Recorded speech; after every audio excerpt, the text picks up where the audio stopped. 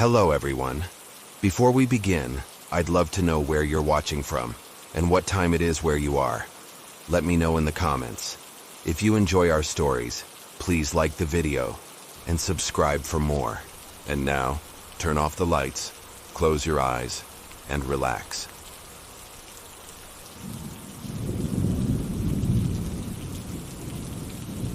The night shift in a hospital morgue is not what people imagine. There are no dark hallways or flickering lights or doors that open on their own with a creak. It is a clinical and functional place, illuminated by white fluorescent lights that leave no shadows in any corner and give everything a cold and uniform clarity that makes things seem more real than they should be, more defined, more present, as if the light were designed so that nothing could hide. The floor was white tile with gray grout that the cleaning staff mopped every morning with a disinfectant that left a chlorine smell that took hours to dissipate and mixed with the background smell of the morgue. That permanent smell of residual formaldehyde and chemical cold that stuck to the back of your throat like an invisible film that after a while you stopped noticing because your brain classified it as part of the environment and eliminated it from your conscious perception. The walls were white tile halfway up and washable paint from the middle to the ceiling. Everything was designed to be clean, sterile, efficient, so that the work done inside could be done without emotions interfering. Because work in a morgue does not allow emotions. It allows procedures, latex gloves, and forms that reduce a person to a name, a date, a registration number, and a cause of death written in medical terminology that turns death into something technical and manageable. I had been working the night shift for 4 years, from 11 at night to 7 in the morning, Monday through Friday, with rotating weekends that came around once a month and were the longest and loneliest shifts, because the hospital operated with minimal staff and the morgue was isolated from the rest of the building, like an appendage. No one wants to visit unless strictly necessary. My job consisted of receiving the bodies that arrived during the early hours from the hospital floors or the emergency room, registering them in the computer system with all the data from the death certificate, assigning them a cold chamber, and preparing them for autopsies the next day when the medical examiner required it.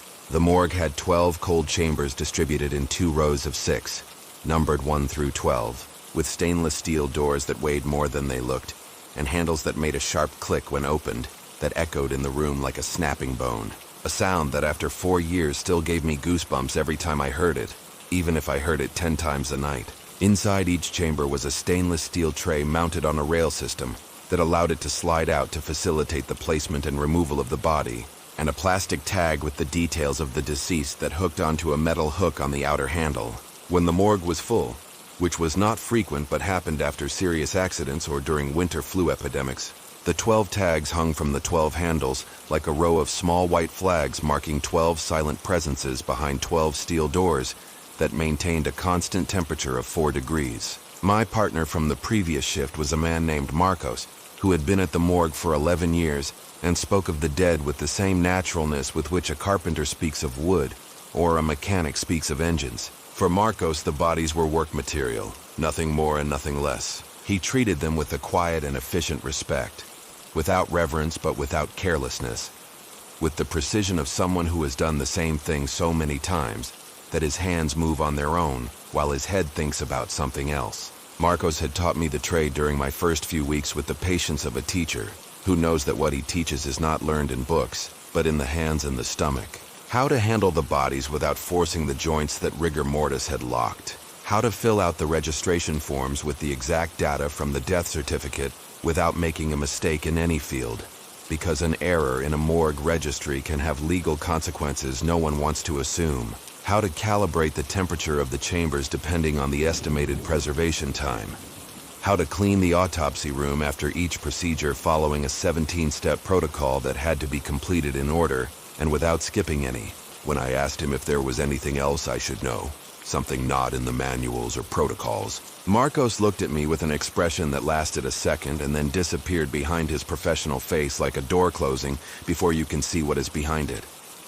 He told me that sometimes bodies make noises, that the gases from the decomposition process produce sounds that can resemble moans, sighs, bowel movements that sound as if the body were alive. That the joints sometimes creak when rigor mortis sets in or dissolves with a snap that can sound like a footstep or a thud.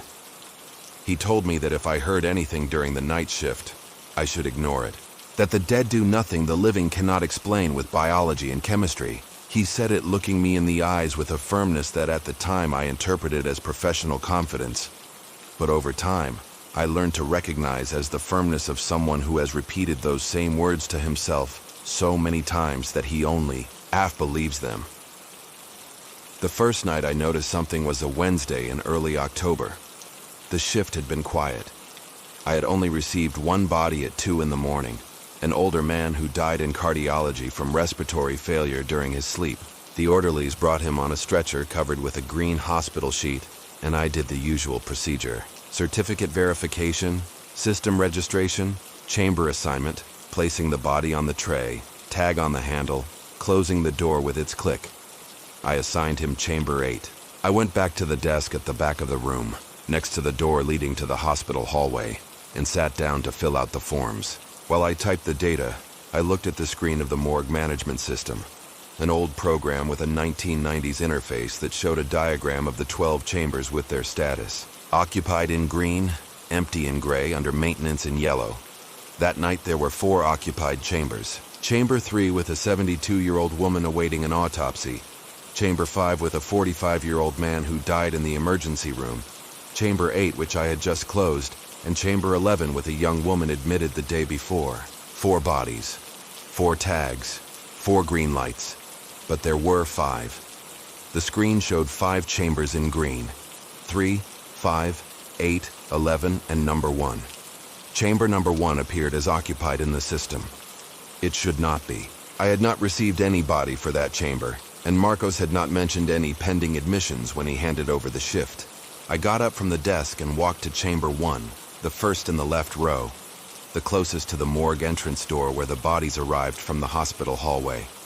The handle had no tag, no name, no registration number, no admission date, no cause of death. Just the empty hook and the closed door with its stainless steel gleam under the fluorescent lights. I opened the door. The click echoed in the room louder than usual. The cold from inside came out through the opening like a slow and thick exhalation that enveloped my hands and face with a temperature that was the usual one. But that night felt different, denser, heavier, with something that was not just cold. Inside, on the stainless steel tray, there was a body covered with a white sheet identical to the ones we used in the morgue.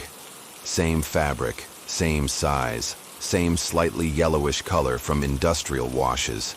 A body that was not in the registry. That had no documentation. That had not been received by me or Marcos or anyone from the day shift because the system did not show any entry associated with that chamber, only the green occupancy indicator with no further data, as if the body had appeared there without going through any admission procedure. I did not lift the sheet. The protocol states that a night shift technician must not handle or examine an undocumented body until the medical examiner authorizes it. I closed the door and logged the incident in the system. I went back to the desk and continued with my forms, trying not to think about Chamber 1 and the nameless body occupying it without anyone knowing how it got there. The next morning, when Marcos arrived for the day shift, I told him about the unidentified body. He looked at me with that fleeting expression that sometimes escaped him, that brief crack in his professional face revealing something underneath. We went to Chamber 1 together. Marcos opened the door with a slower gesture than usual, as if giving something time to disappear. The tray was empty. There was no body, but the sheet was there, folded on the steel with a precision that was not mine because I had not folded it. The perfect corners, the symmetrical folds, the smoothed fabric without a wrinkle. Marcos looked at the system screen. Chamber 1 appeared in gray. Empty. No occupancy record. The report I had written a few hours earlier was not in the system. As if it had never existed. Marcos told me it had probably been a software glitch, that it was old, and sometimes showed chambers as occupied when they were not. He told me this without looking me in the eyes and with his hands stuffed in his lab coat pockets, a posture I'd never seen him adopt in 4 years working with him, because Marcos always had his hands busy with something. But the following Thursday at 3 in the morning, Chamber 1 appeared in green again. I went to check it with a knot in my stomach that squeezed from the pit of my stomach to the base of my ribs. I opened the door. The tray was empty, but Chamber 3 was in green. Chamber 3, which that night should not have anyone, because the body that had been there had already been picked up by the family. I went to Chamber 3 and opened it. The body was there, the same white sheet, the same shape under the fabric, the same absence of a tag on the handle. It had moved. From Chamber 1 to Chamber 3 in a week, 2 positions closer to the morgue exit door, which was at the end of the right row, next to Chamber 12, and open to the hallway where bodies were taken out when families came to pick them up or when they were transferred to the funeral home. I checked the other occupied chambers that night. They all had their tags on the handles, their complete records in the system. All the legitimate bodies were where they should be, except the one in Chamber 3, which had no tag, no record, no name or date or cause of death, and which should not be there because no one had brought it or moved it. I took a notebook out of my backpack and started taking notes. Date, time, chamber number, observations. I no longer trusted the computer system to keep my reports after what had happened the previous week. The following weeks confirmed my fears. The body moved with a regularity that was somewhat mechanical, programmed, inevitable. Every week it appeared 2 chambers further to the right. Chamber 5, Chamber 7, always without a record, always without a tag, always covered with the same white sheet I had not placed and no one else could have placed. And every morning when the day shift arrived, the body disappeared. The system showed no anomaly, and the sheet appeared folded on the tray with that impossible precision that did not belong to a machine, but did not belong to normal human hands either. I tried to check if the security cameras caught the movement. The morgue had 2 cameras, one in the main room and one in the autopsy room. I reviewed the recordings from every night the body changed position. The recordings showed the empty room, the fluorescent lights on, the steel doors closed, my desk at the back with the computer screen glowing in the dimness. There was no movement. There was no one opening or closing chambers. There was no figure moving a body from one tray to another. But at one point in each recording, always between 2 and 3 in the morning, the image suffered a brief distortion, a flicker of less than a second where the screen filled with static like the snow on a television with no signal. And after that distortion, if you looked closely at the indicator light of the corresponding cold chamber, you could see it had changed. The red light indicating the chamber was closed and running turned off for an instant, and then turned back on, as if the door had been opened and closed in the space of one frame, in an interval too brief for any physical thing to move from one tray to another. I asked Marcos if something like this had happened before. This time I did not ask him casually. I asked him sitting across from him in the hospital break room, with my notebook open on the table and 4 weeks of observations written in my increasingly small and cramped handwriting. Marcos looked at the notebook for a long and heavy moment, like the silence of the morgue at 3 in the morning. Then he wiped his face with his hands with a gesture that aged him 10 years in a second, and told me something he said he had not told anyone in 11 years. He told me that when he started working in the morgue, the night shift technician was a man named Ignacio. He had been in the position for over 20 years and knew every chamber, every tray, every drain pipe, and every crack in the tile of that room. Ignacio told him that every so often, without a fixed pattern he could predict, an extra body appeared in the chambers. Without a record, without identity, without documentation, without a death certificate. A body that moved from chamber to chamber, always advancing in the same direction, always toward the exit door, with a slow and constant progression that was like a tide, a natural force that cannot be stopped because it has no switch or mechanism you can deactivate. Ignacio told him the body had never reached Chamber 12, that it always disappeared before reaching the last position, as if whatever drove it lost strength, or as if the cycle that had set it in motion ran out. Marcos told me that Ignacio quit his job a month after telling him that, not because something specific had happened to him, but because after over 20 years working alone with the dead during the hours when the rest of the world slept, he had decided enough was enough, and he wanted to sleep at night like a normal person before it was too late to remember how it was done. Marcos told me that in the 11 years he had been at the morgue, he had seen the body 3 times, all 3 times the same pattern. Appearance in Chamber 1, progression of 2 positions per week to the right, Disappearance before reaching 12. He told me he had never lifted the sheet, that Ignacio warned him not to do it with a seriousness in his voice he had never heard before or after that conversation. He told him that whatever was under that sheet was not something he wanted to see because it was not a body in the sense we understand a body. It was not flesh and bone and organs that once functioned and were now stopped. It was something else, something that had the shape of a body and the weight of a body and the temperature of a dead body, but was none of those things but something imitating them, something using the sheet and the tray and the cold chamber as a disguise to exist in a space designed to house the dead, and therefore accepted its presence without question, as if the building itself could not distinguish it from a real corpse, because it met all the formal requirements of one. That night I returned to the morgue with Marcos' words echoing in my head, bouncing between tile walls and finding no way out.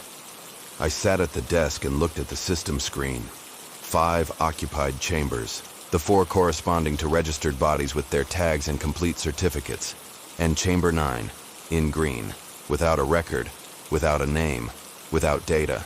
2 positions further than the previous week, 3 chambers away from number 12. From the exit door. I went to Chamber 9.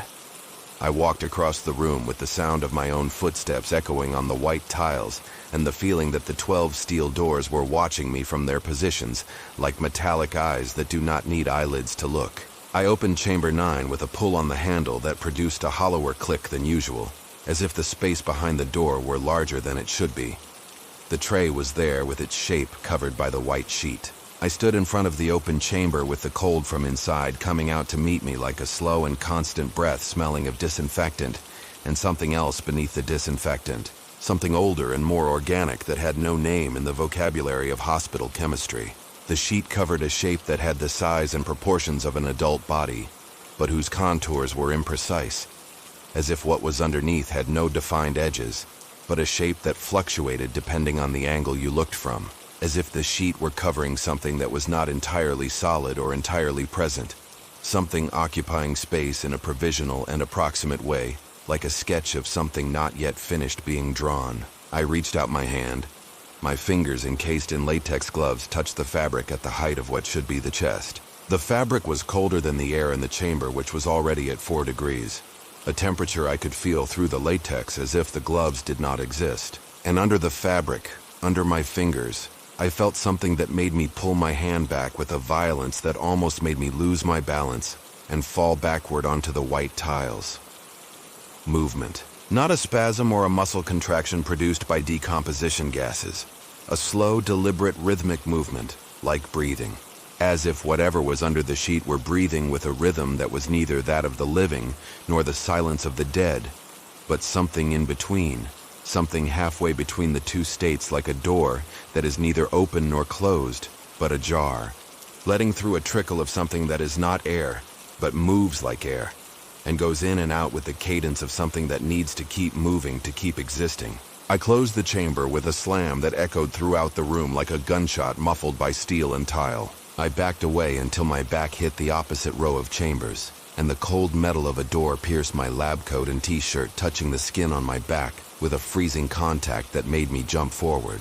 I went back to the desk, walking sideways without turning my back on Chamber 9, without taking my eyes off the steel door I had just closed. I sat in the chair with my hands shaking over the keyboard and a cold sweat running down my temples. Chamber 9 was still green on the screen, occupied, without a record. A green dot pulsing with the rhythm of something that could be an electronic glitch, or could be something else I preferred not to name. I did not go near Chamber 9 again that night. I stayed at the desk until 7 in the morning with my eyes glued to the screen and my ears open to every sound in the room. The humming of the cold chambers vibrating in the walls like the pulse of something enormous sleeping beneath the building. The bubbling of the refrigeration system sounding like water running through invisible pipes. The ticking of the wall clock marking the seconds with a regularity that should be reassuring, but that night sounded like a countdown to something I did not want to arrive. And between those sounds, so low it could be imagination or it could be real, a rhythmic and soft sound coming from somewhere along the row of chambers I could not pinpoint. A brushing of something sliding on a metal tray with the slowness of something moving without rushing, because it knows it has all the time in the world, and every week It is 2 positions closer to where it wants to go. I did not go to work the following week. I called Marcos and told him I needed a few days. He said he understood with a tired and old voice, older than befitted a man his age. He did not ask me why. There was no need to ask. 10 days have passed, I have not returned to the morgue. But every night, when I try to sleep with the hallway light on because I can no longer stand complete darkness, I make a calculation I cannot avoid no matter how much I try to think of something else. If the body was in chamber 9 the last night I worked and it advances 2 positions every week, this week it should be in 11. Next week it will be in 12, the last chamber, the one next to the exit door, the door leading to the hospital basement hallway, the hallway leading to the freight elevator leading to the ground floor leading to the street. And I wonder what will happen when it reaches 12. If it will disappear like Marcos says has always happened in the 11 years he has been seeing this, like Ignacio said happened in the 20 years he saw it before him. Or if this time will be different. If this time whatever moves under that white sheet, with that rhythm that is neither life nor death, but something moving between the two, like a pendulum that never stops, will have gathered enough strength to do what it has been trying to do since. Chamber number 1, get out. And I wonder if when it gets out, it will know where to look for me.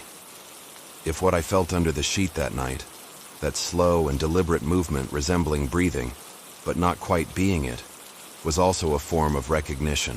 If by touching the fabric I not only felt what was underneath, but what was underneath felt me through the latex and the cotton and the cold separating us, and if now that it knows how my hands smell and how my racing breath sounds in the silence of a morgue at 3 in the morning, it will find me outside the hospital, just as it found me inside.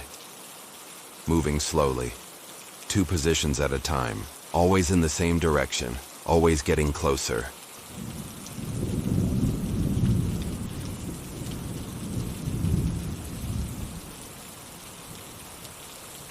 I accepted the job because I needed the money, and because the night shift paid 30% more than the day shift. It was an old hotel downtown, one of those that had their golden age half a century ago, and now survive with a mix of tourists on a tight budget and traveling salesmen who need a clean bed and little else. 5 floors, 62 rooms, a lobby with a marble floor that was once white, and that the years had turned into a color between cream and gray, a main staircase with a carved wooden railing that creaked when you passed your hand over it, and an old elevator, with a metal gate door and a cabin that made a chain noise every time it started, as if the mechanism were protesting having to work one more time.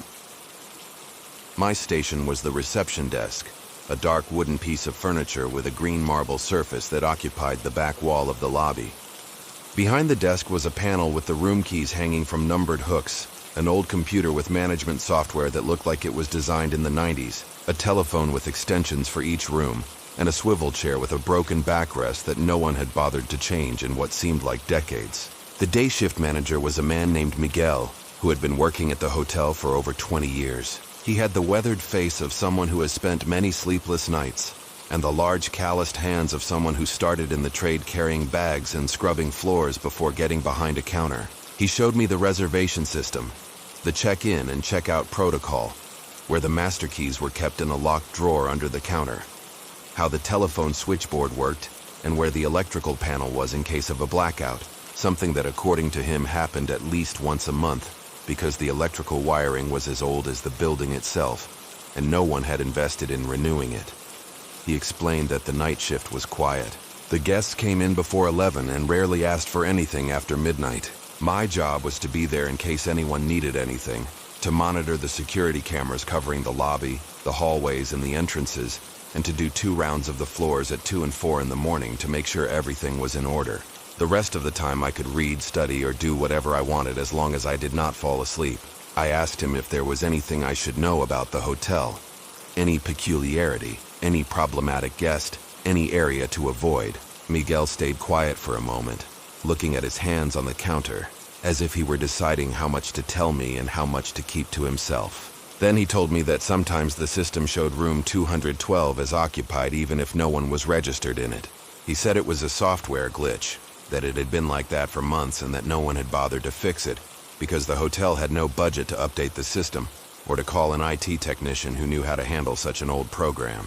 He told me to ignore it, to simply not assign that room to anyone, and that if the service button lit up at night I should not go up, that it was a short circuit in the wiring on that floor. He said it with the naturalness of someone explaining where the light switch is, but I noticed something in the way he looked away when mentioning the room number.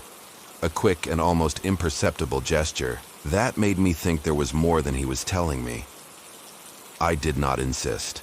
It was my first day, and I did not want to seem like the kind of person who asks uncomfortable questions before even hanging up their coat. The first night was quiet. The guests were all in their rooms before 11:30. The lobby fell silent, a silence that at first felt uncomfortable because it was so absolute, and that as the hours passed became something enveloping, almost solid, like a substance that filled every corner of the building. The wall lamps were lit at half power, and the grandfather clock next to the stairs ticked the seconds away with a sound that at first seemed annoying, and that gradually became almost comforting, like a mechanical heartbeat that kept the building alive while everyone slept. I did my first round at 2. I went up the stairs because the elevator made too much noise, and I did not want to wake anyone. First floor, long hallway with maroon carpet and wooden doors numbered 101 to 115. All quiet. Only the hum of the fluorescent lights and the occasional creak of the wooden floor under the carpet. Second floor, same hallway, same carpet, doors 201 to 215. I walked past 212.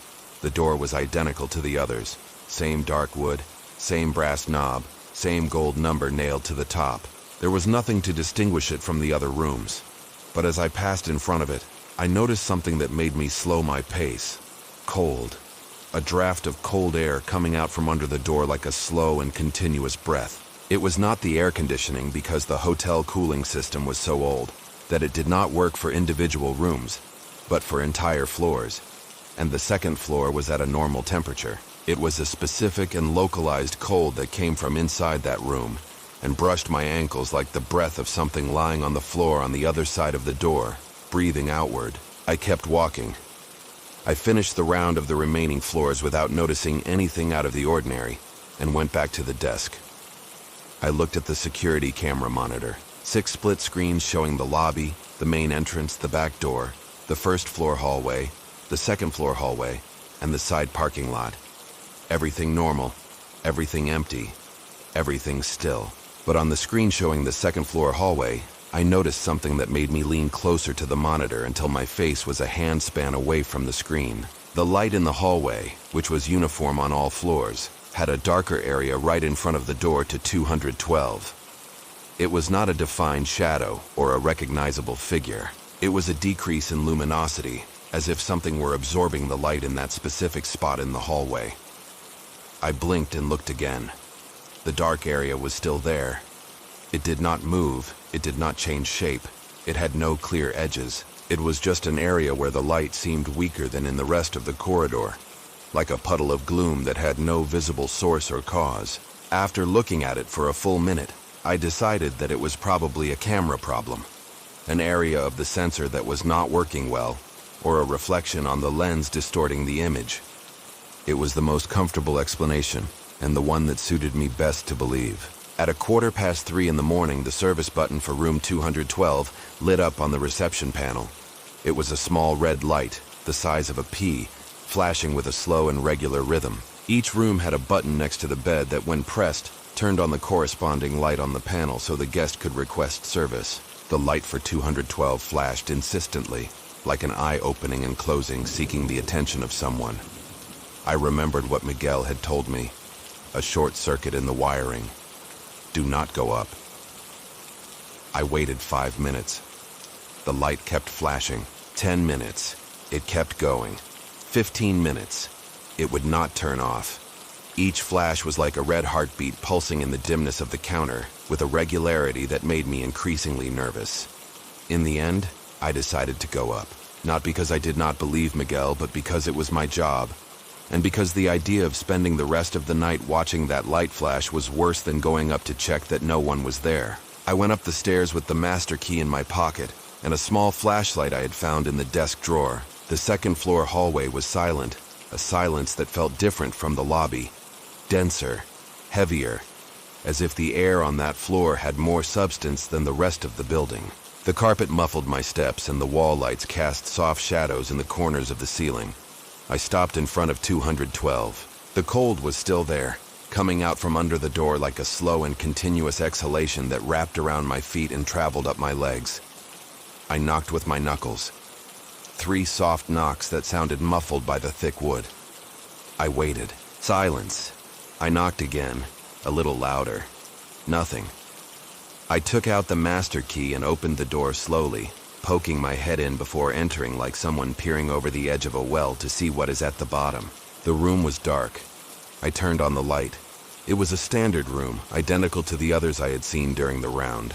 A double bed with a wooden headboard, a nightstand with a yellowish lampshade, a built-in closet with sliding doors, a small desk by the window with a chair upholstered in the same maroon as the hallway carpet, a bathroom to the left with the door ajar.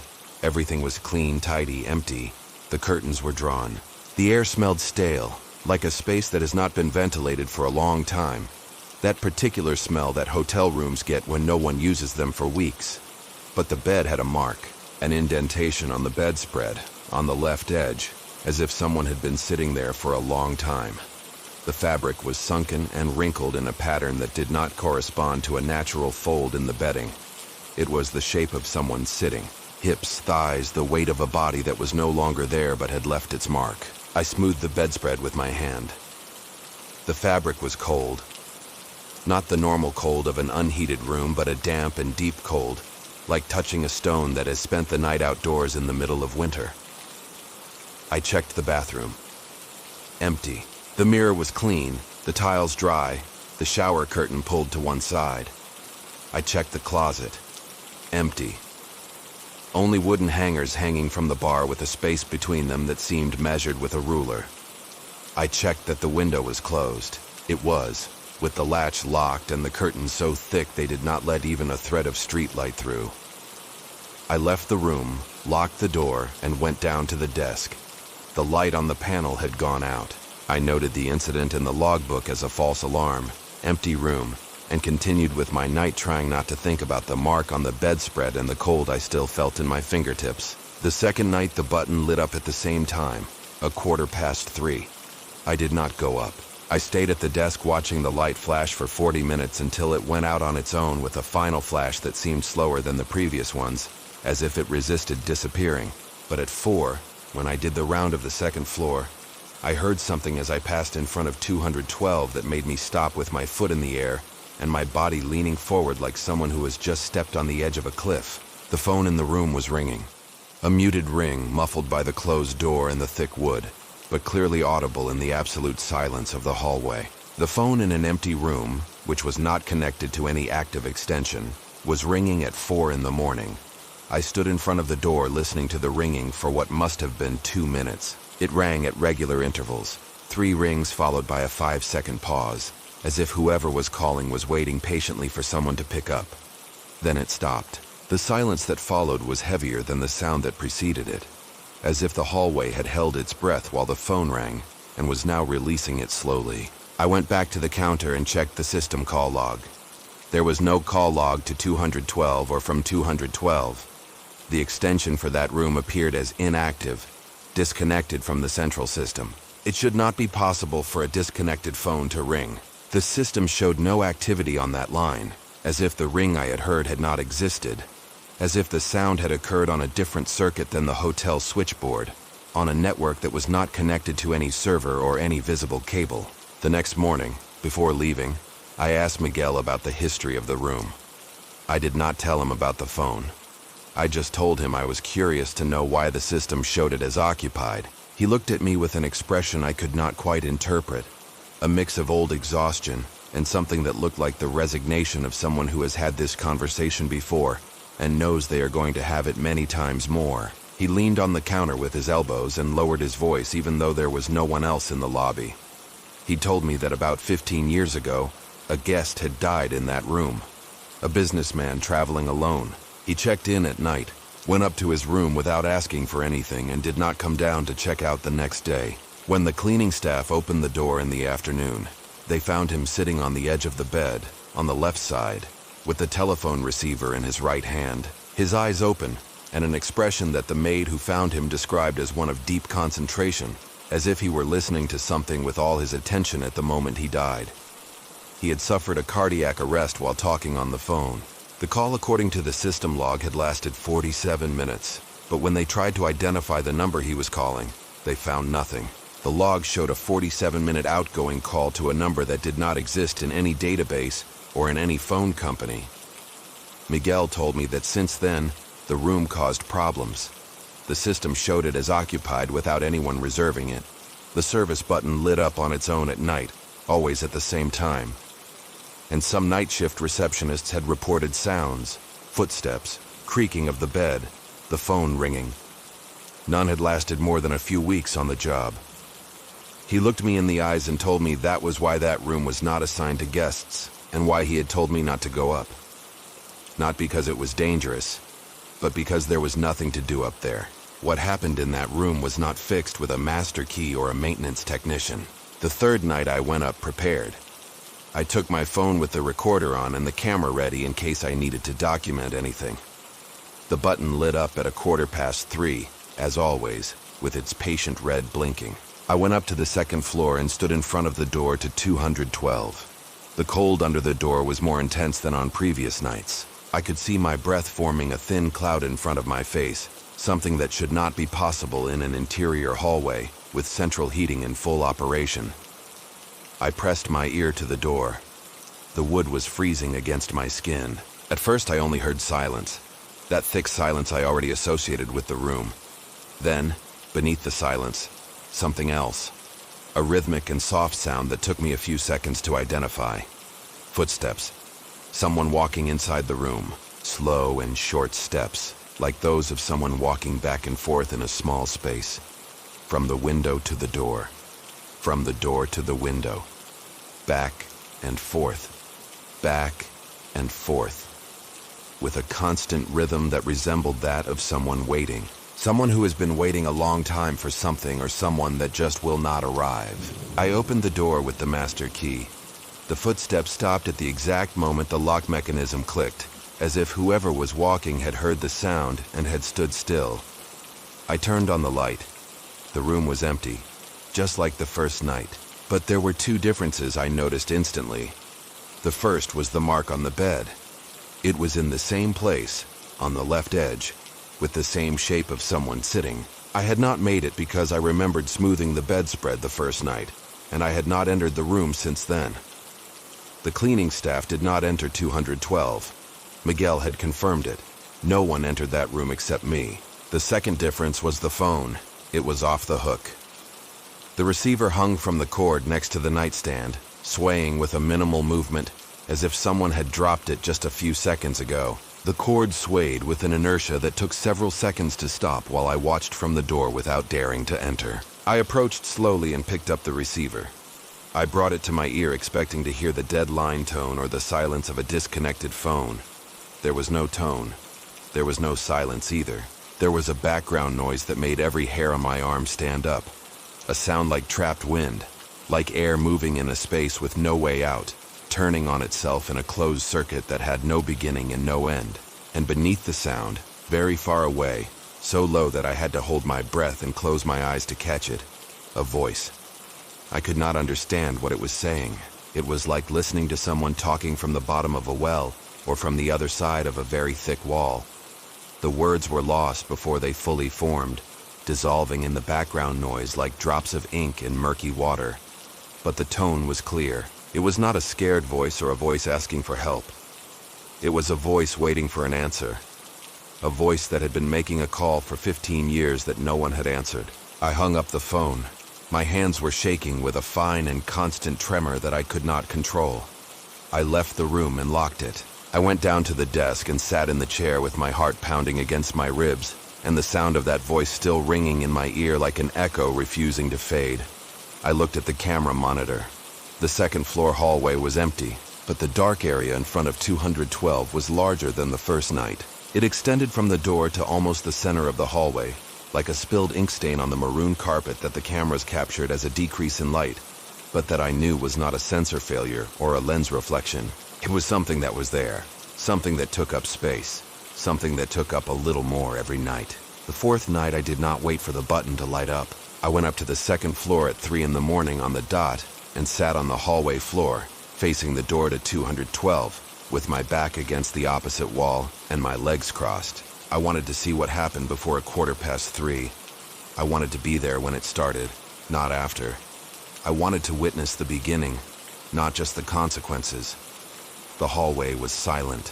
The wall lights hummed with that electrical sound that is only heard when there is no other noise to cover it. The cold under the door reached my legs like a current of freezing water flowing slowly, spreading across the carpet as if trying to reach me. At 3:10, I heard the first sound inside the room. It was not footsteps this time. It was the squeak of the bed springs, the sound a mattress makes when someone sits on it. A brief creak followed by a silence that seemed heavy, as if the air inside the room had compressed to make room for something that had just arrived or had just woken up. At 3:15, the phone rang, not the service button, the room phone. I could hear it through the door with a clarity that surprised me, an old ring that did not correspond to the hotel digital system, a metallic and vibrating sound that belonged to another decade. It rang 3 times and stopped. Then I heard something that froze my blood in a way no physical cold ever could. The sound of someone picking up, the click of the receiver being lifted from the cradle, a rustle of plastic against fabric, as if a hand had picked up the phone and brought it to a face. And then, the voice. The same distant voice I had heard through the receiver the night before.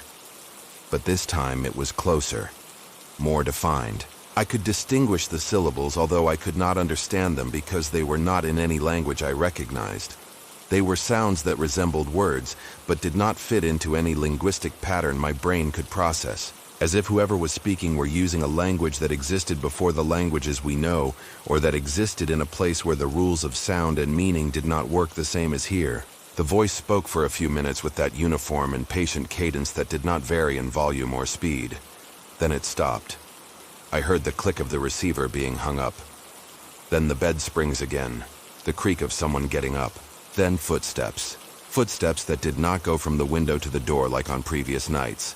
Footsteps that came directly toward the door, toward where I was sitting. I got up from the floor with a clumsy movement that almost made me lose my balance. The footsteps were getting closer. I could feel the vibrations on the wooden floor under the carpet. Each step was heavier than the last, as if whatever was walking was gaining density, gaining mass, gaining presence as it approached the door. I stood in the hallway with the master key in my hand, and my gaze fixed on the brass knob of 212. The knob moved. It turned 1 centimeter to the right with a metallic squeak that echoed in the silence of the hallway like a contained scream. Then another centimeter. The lock was engaged. The master key was the only one that opened that door, and I had it in my hand, squeezed so tight that the metal dug into my palm. But the knob kept turning, slow, constant, with the strength of something that did not understand locks or keys or doors that closed to keep things separate. The knob reached the end of its travel and stopped. The door did not open. The lock held, but for a second, in the space between the door and the frame, in that 1 centimeter crack through which the cold air came out, I saw something. Not a defined shape, not a face or a hand or a body. A darkness darker than the darkness of the hallway. A darkness that had density and that moved like a thick liquid trying to slip through a crack too narrow to let it pass. I backed away. I walked backward without taking my eyes off the door until my back hit the back wall of the hallway. Then I turned and walked to the stairs with quick steps that the carpet muffled as if the hotel itself wanted my escape to be silent. I went down to the lobby and sat behind the desk with my heart pounding in my ears and my hands so cold they felt like they belonged to someone else. I looked at the camera monitor. The second floor camera showed the empty hallway, but the dark area in front of 212 was no longer just an area. It was a strip that extended from the door to the middle of the hallway and pulsed with a slow rhythm that resembled breathing. On the edge of the strip, right where the darkness met the light of the hallway, something was moving. I could not distinguish what it was. The camera resolution was too low, and the image pixelated every time I tried to zoom in. But it moved, with a rhythm that matched the pulsations of the dark strip, as if whatever was on the other side of the door had found a way out. Not through the lock or the crack, but through the darkness of the hallway itself. spreading like a stain that advanced centimeter by centimeter toward the stairs, toward the lobby, toward me. I did not finish the shift that night. I called Miguel at 5 in the morning and told him I felt sick. I went home and did not sleep. I sat on the couch with the lights on, staring at the wall until daylight filled the apartment, and the world once again seemed like a place where doors served a purpose and locks kept things in their place. I have not returned to the hotel. 4 days have passed. Miguel has called me 3 times asking when I am going to return. I have not returned his calls. I do not know what to tell him. I do not know how to explain what I saw without seeming like someone who has lost touch with reality.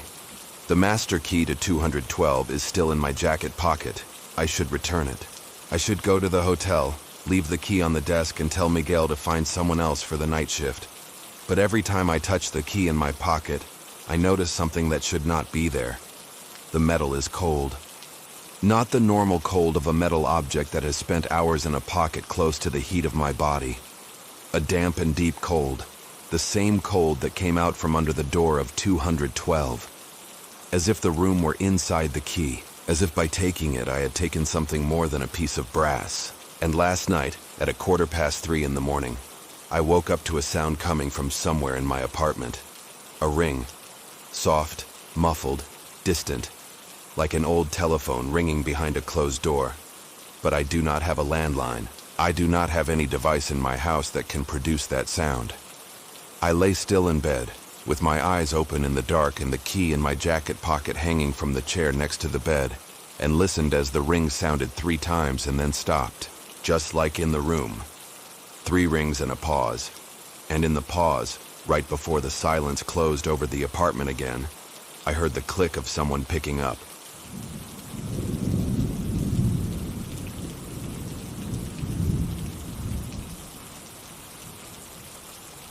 Line 9 was the route no one wanted.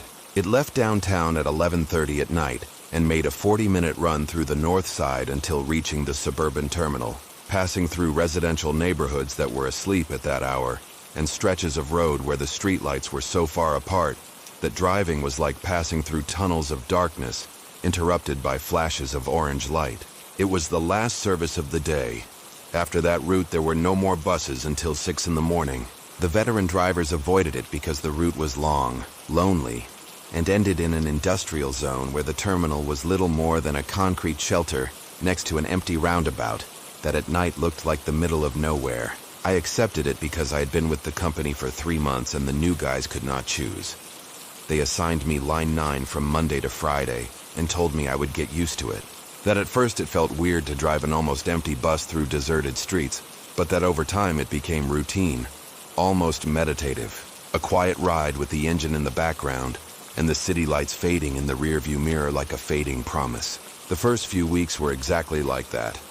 The bus left downtown with 8 or 10 passengers who got off at the first few stops. People coming back from work, couples coming out from dinner, some student with headphones on looking at a phone. By the middle of the route, there were usually 3 or 4 left. By the last third, when the route entered the area of industrial warehouses and empty lots, I was almost always alone. The streets narrowed as the route moved away from downtown, and the houses gave way to closed garages, warehouses with their shutters down, and lots fenced with barbed wire where weeds grew among the rubble, as if nature were reclaiming land that humans had abandoned. The streetlights became scarcer, and the darkness pressed against the windows like something solid trying to get in. The only sound was the diesel engine, a deep and constant purr that vibrated in the seat and the steering wheel, and that after a few weeks became as natural as the beating of my own heart. I learned to enjoy that solitude, the hiss of the doors opening at empty stops where no one got on or off, the reflection of my own eyes in the interior rearview mirror looking back at me from the dimness of the cabin, the feeling of being the last awake person in a city that had gone to sleep and that was not going to wake up until I had finished my route and returned the bus to the depot. It was a quiet job. Monotonous, but quiet. A parenthesis of calm in a life that was otherwise quite chaotic, until the night the passengers started getting on. It was a Thursday in mid-November. The night was cold and damp and the windshield fogged up around the edges with condensation that the wipers could not reach to clear. I was more than halfway through the route, and the bus had been empty for 3 stops. The last real passenger had been an older woman with shopping bags who got off at the North Neighborhood stop without looking at me or saying goodnight. There were 7 stops left until the terminal, and in all the nights I had been doing the route, no one had ever gotten on at any of them. They were ghost stops, poles with the Line 9 sign nailed to sidewalks that no one stepped on at that hour, surrounded by weeds and puddles that reflected the streetlight like open eyes on the ground. But that night, when the bus pulled up to the Old Bridge Street stop, a stop that did not even have a shelter but only a metal pole next to a brick wall covered with old posters and faded graffiti, I saw someone waiting. It was a man. He stood by the pole, motionless, with his hands in the pockets of a dark coat, and his head tilted slightly downward, as if he were looking at his own shoes, or as if he had fallen asleep standing up. I opened the doors. The cold night air entered the bus with a damp rush that made me blink. The man got on. He did not look at me. He did not tap a transit card on the reader or drop coins in the machine. He walked down the aisle toward the back of the bus with a slow and even pace that produced no sound on the plastic floor. None. The floor of a bus amplifies every footstep, especially at night, especially when there is no other noise than the idling engine. But that man walked in an unnatural silence, a silence that seemed to swallow the sound his steps should produce. He sat in the very last seat, at the back next to the left window. I closed the doors and kept driving with a strange feeling in my chest that I could not identify at the time, but that over time, I learned to recognize as the first warning of something that should not be happening. I looked in the interior rearview mirror. The passenger sat with his hands on his knees and his head tilted down. I could not see his face because the interior light of the bus was at half power, and the back area was in a gloom that turned everything into fuzzy shapes and shadows without defined edges. I did not give it much thought. Sometimes passengers got on without paying, and the company policy was not to confront them, especially at night, and especially on lonely routes where a lone driver cannot afford a confrontation with a stranger. I made the remaining 6 stops. No one got on or off at any of them. When I reached the terminal, I stopped the bus, opened the doors, and announced over the speaker that it was the end of the line. My voice sounded strange in the silence of the empty bus, as if the words had been left floating in the air without reaching any ears. I waited a minute. I looked in the rearview mirror. The back seat was empty. The passenger was not there. I had not seen him get up. I had not seen him walk down the aisle. I had not heard the sound of his footsteps or the hiss of the doors opening at any of the previous stops. He was simply gone, as if he had dissolved in the gloom at the back of the bus like a drop of ink diluting in dark water. I got up from the driver's seat and walked down the aisle to the end, looking under every seat and checking every corner. The bus was completely empty, but when I reached the last seat, the seat where the man had sat, I noticed something. The fabric of the seat was cold, not the normal cold of a seat that has not been occupied for the entire trip. A deep and damp cold that pierced my fingertips when I touched it, as if the seat had been exposed to the elements for hours on a winter night. I went back to the cabin thinking I had been confused, that maybe the passenger had gotten off at some stop and I had not noticed because I was focused on the road. It was the most logical explanation. I accepted it and drove back to the depot. The next night, Friday, the passenger was back at the Old Bridge Street stop. The exact same position, as if he had not moved in 24 hours, as if he had been waiting standing next to the pole since the night before, hands in the pockets of the dark coat, head tilted down. He got on without looking at me, without paying, and walked to the last seat at the back in that impossible silence that was already starting to feel familiar. He sat in the same spot, next to the left window. I drove to the terminal. When I arrived, the seat was empty. Again, without me having seen him move, without me having heard him walk, without the doors having opened at any time between his stop and the end of the trip. On Monday it repeated, and Tuesday, and Wednesday, and Thursday. Every night the same man at the same stop, at the same time, getting on in silence, sitting in the same seat, disappearing before reaching the terminal. I tried to see his face when he got on, but he always had his head tilted and the raised collar of his coat covered the lower half of his face. I tried looking at him more closely in the rearview mirror, but the gloom of the back area turned his features into a dark blur without definition, as if the little light in the bus refused to reach him. or as if his body absorbed the light instead of reflecting it. By the second week, I noticed the change. The passenger no longer sat in the last seat. He had moved 3 rows forward. He was still by the left window, still with his hands on his knees and his head tilted. But he was closer. The next day he had moved another row. The next, 1 more. The progression was methodical, unchanging, like a clock advancing 1 position every night with nothing able to stop it. Every night a seat closer to the driver, a little closer to me. I began to feel an anxiety settling in my stomach every night around 11, when I started the bus downtown, and knew that in 40 minutes I would reach the Old Bridge Street stop. The anxiety grew with every stop I left behind, with every real passenger who got off and left me more alone on the bus, with every stretch of road where the darkness pressed against the windows and the streetlights spaced out like the slowing heartbeats of a fading heart. When I reached the Old Bridge stop and saw the figure standing by the pole, my stomach knotted and my hands sweated on the steering wheel, with a cold sweat that made my fingers slip on the plastic. One night I tried not to stop. I tried to accelerate and leave the stop behind as if I had not seen anyone waiting by the pole. But the bus did not respond. The engine slowed down on its own, as if an invisible hand had pulled the brake, and the vehicle stopped next to the pole with the smoothness of a scheduled stop that no driver had ordered. The doors opened on their own with their usual hiss. The man got on. He sat 3 rows closer than the night before, and I was left with my hands cramped on the steering wheel and the certainty that I had no control over that situation, that the bus was no longer mine during that stretch of the route, that it belonged to whatever got on every night at the Old Bridge stop and sat in silence waiting for something I still could not understand. I told my shift partner, a driver named George, who had been with the company for 12 years and who knew all the city routes like the back of his hand. I described the passenger, the stop, the disappearance before the terminal, the silent footsteps, the progression of 1 seat every night. George stayed quiet for a long moment, looking at his hands, scratching his chin with a gesture that betrayed more discomfort than reflection.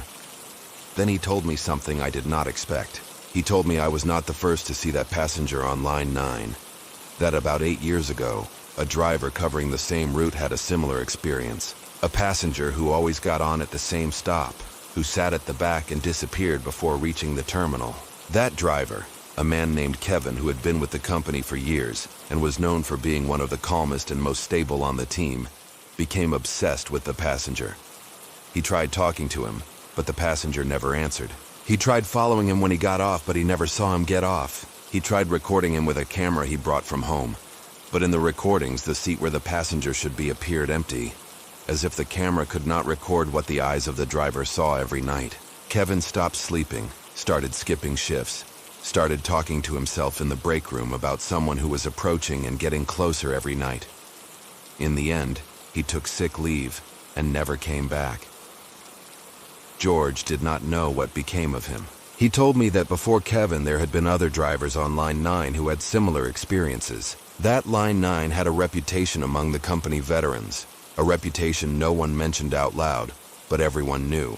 And that explained why the route was always available for the new guys. He looked me in the eyes with an expression that was not exactly fear, but something older and deeper than fear. Something that looked like the resignation of someone who has accepted that there are things in the world that cannot be explained or fought, but only avoided. He told me that if the passenger was getting closer, I should ask for a route change before he reached the first seat. I asked him what happened when he reached the first seat. George did not answer. He looked away, got up from the break room chair and changed the subject like someone closing a door that should never have been opened. I investigated on my own. I looked for information about the Old Bridge Street stop in the transit company archives that were kept in cardboard boxes in the basement of the headquarters and that no one had consulted for years. The boxes were stacked on dusty metal shelves and organized by years with handwritten labels that had faded over time. The stop had been active since the 70s, when Line 9 was created to connect downtown with the new neighborhoods on the north side that were being built at that time. I checked the incident logs, thick folders with yellowing pages where drivers handwrote any problems that occurred during their shift. Most were mechanical breakdowns, disruptive passengers, minor traffic accidents, complaints about delays. But in a folder from the year 2002, I found something that stopped me dead in my tracks. An incident report written in small and cramped handwriting by a driver whose name could not be read clearly because the ink had faded over the years into a blurry smudge. The report described how, 23 years ago, a passenger on Line 9 had died on the bus during the last service of the night. A young man traveling alone. According to the report, the driver did not realize the passenger was dead until he reached the terminal and tried to wake him, thinking he had fallen asleep. He was sitting in the very last seat at the back, next to the left window with his hands on his knees and his head tilted down. He had suffered a cardiac arrest in silence, without asking for help, without making any noise to alert the driver. The paramedics who arrived at the terminal estimated he had been dead for several stops when they found him, that his heart had stopped at some point along the journey, while the bus kept moving forward and the streetlights passed by the window, and the night ran its course as if nothing had changed. The stop where he had gotten on, the last stop where anyone had seen him alive, was Old Bridge Street. That night I drove Line 9 with my hands shaking on the steering wheel and a knot in my throat that would not let me swallow. I knew who the passenger was. I knew what had happened on that bus 23 years ago. I knew that what got on every night at the Old Bridge stop was not a person, but the echo of a person. The repetition of a final journey that had never ended, that had gotten stuck in a loop that repeated every night on the last bus of Line 9. When I reached the Old Bridge stop, the man was there, standing by the pole, hands in his pockets, head tilted. He got on as always, in silence, without looking at me, without paying. But this time he did not walk to the back or stop halfway down the aisle. He sat in a seat that was 5 rows away from the driver, 5 rows away from me. I looked at him in the rearview mirror with a mix of terror and pity that turned my stomach. The gloom still hid his features, but for the first time I could make out something. The outline of his jaw, the shape of his nose, a profile outlined against the dark window like a paper silhouette. He was a young man, or he had been. The features were those of someone who had not yet reached 30, frozen at an age that no longer advanced, that was never going to advance. Over the following nights, the progression continued with a precision that was somewhat mathematical, inevitable, like a clock counting down with no one able to stop the mechanism. 4 rows, 3 rows, 2 rows, every night 1 seat closer. Every night I could make out one more detail of his figure through the rearview mirror. The fabric of the coat, which was not modern but of an old cut, with wide lapels and large buttons that belonged to a fashion that had disappeared decades ago. The hands on his knees, which were young hands but with a paleness that did not belong to the living, a waxy whiteness that seemed to emit its own faint light in the dimness of the bus, and the head, always tilted, always looking down, as if he did not want me to see his face or as if he were waiting for the exact moment to raise it. The night he sat in the front row right behind me, I knew something was going to change. I could feel his presence at my back like a cold weight pressing against my shoulders and the nape of my neck, with an intensity that was almost physical, as if someone had placed a bag of ice against my back through the seat backrest. The air around his seat was several degrees lower than the rest of the bus and smelled of something that took me a few seconds to identify. Damp earth. The smell of earth after the rain, but deeper, more concentrated, older, as if it came from soil that had been under something heavy compressing and sealing it for a long time. I drove the rest of the route with my eyes fixed on the road, without daring to look in the rearview mirror, without daring to turn my head even a centimeter to the left where I knew he was sitting. Less than 3 feet from my body, separated from me only by the back of a bus seat that suddenly seemed like the thinnest and most insufficient barrier in the world. I could hear something I had not heard from the cabin on previous nights. His breathing, or something that resembled breathing, but did not have the rhythm of someone who is alive. It was an irregular and broken sound, as if air were entering and leaving lungs that no longer remembered how to function, but kept trying out of habit, or something that went beyond the need to breathe. When I reached the terminal and stopped the bus, I did not announce the end of the line. I did not open the doors. I sat there with my hands on the steering wheel and my eyes closed, listening, waiting for the seat behind me to creak as it was freed from a weight that was no longer there. Waiting for the silence to lighten and tell me the passenger had left like all the previous nights. But the creak never came. The silence did not get lighter. The presence at my back was still there, cold, heavy, patient. with that patience that only things that have waited a long time have, and that know they can keep waiting as long as it takes. And then I heard something that made me snap my eyes open. A movement. Fabric against plastic. The sound of someone leaning forward in their seat, closing the distance between their face and the back of my neck centimeter by centimeter, until I could feel the cold breath brushing the skin behind my ear. A breath that smelled of earth and time and something that has no name in the vocabulary of the living, because the living should not know that smell. I looked in the rearview mirror. For the first time in weeks I saw his face. He was right behind me, inches from my head, leaning forward with his hands resting on the back of my seat.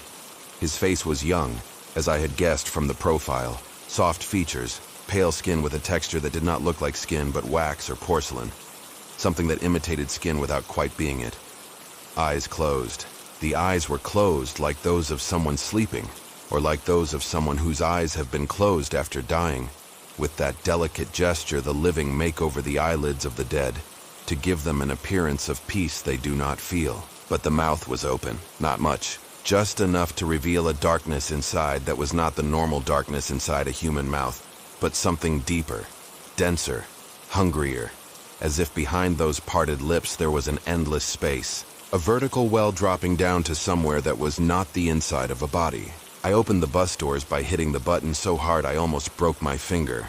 The night air rushed into the cabin with a cold blast that rattled the advertising posters plastered inside and hit my face like a slap that brought me back to reality. I looked in the rearview mirror.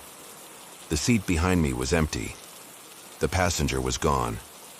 But on the back of my seat, right where he had rested his hands, there were 2 marks, 2 handprints pressed into the fabric, darker than the rest of the cloth, as if the hands that had left them were wet with something that was not water or sweat, but something coming from further down, from deeper down, from a place where things are wet in a different way than they are on the surface. I touched them with my fingertips. They were cold with a chill that traveled up from my fingertips to my wrist, like an electric current made of ice. And they were sunken into the fabric, as if the hands had pressed with a force beyond what a bus fabric should be able to withstand without tearing. That was 3 nights ago.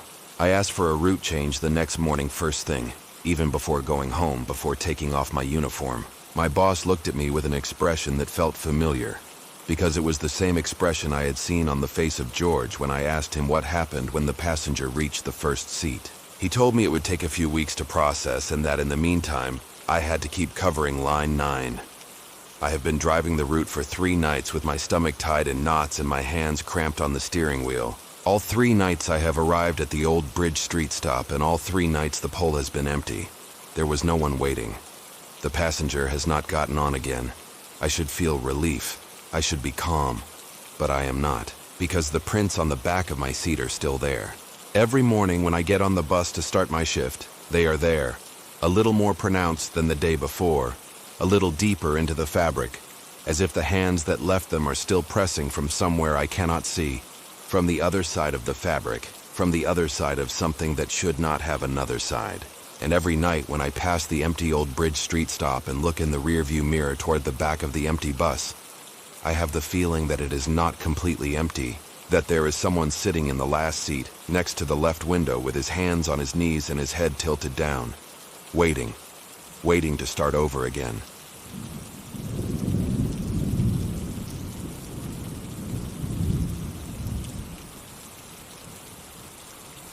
Working late at a radio station is like living inside a box. The technical booth was a windowless room, soundproofed with acoustic foam panels that covered the walls and ceiling, and absorbed any sound coming from the outside until turning the silence into something almost physical, something you could feel against your skin, like a soft and constant pressure that reminded you that you were locked in a space designed so that nothing entered or left without passing through wires and circuits. My station was in front of a mixing board with 16 channels, 2 audio monitors that showed the signal waves in real time, drawing green shapes that moved like electronic heartbeats, a studio microphone hanging from an articulated arm that I did not use because my job was not to talk, but to keep the signal clean, and a wall of electronic equipment that blinked with green and red lights like a control panel of a ship navigating the dark without knowing exactly where to go. To my right there was a double glass window overlooking the recording studio.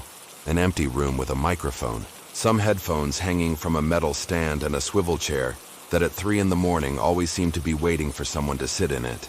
To my left, the door leading to the building hallway, a long and narrow corridor lit by fluorescent lights that hummed with a low frequency that after a while got into your ears and stayed there like an artificial tinnitus that only disappeared when you left the building and the noise of the real world covered it up.